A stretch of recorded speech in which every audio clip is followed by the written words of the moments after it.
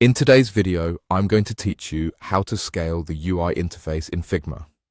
By the end, you'll know the quickest way to scale an entire interface so that every component inside your frame resizes together and stays proportional.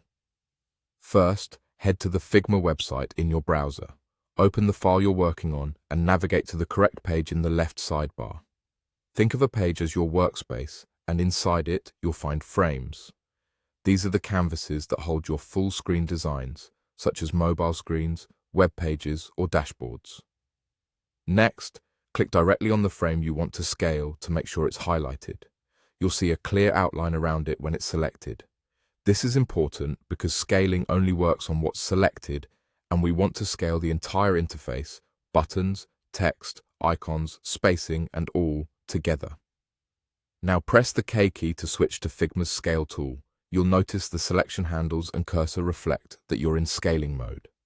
When the Scale tool is active, Figma treats everything inside the selected frame as a single unit, preserving proportions so your design doesn't warp or stretch oddly.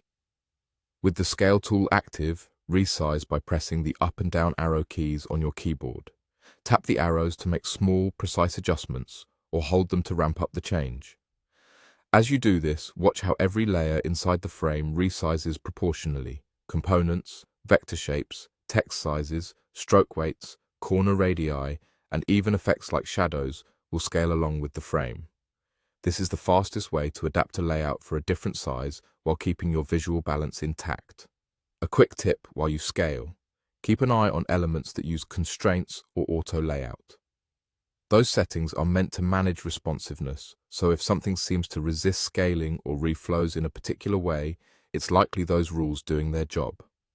That isn't a problem, but it's helpful to know why certain parts may behave slightly differently as the overall frame changes size.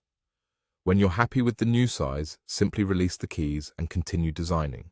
That's it.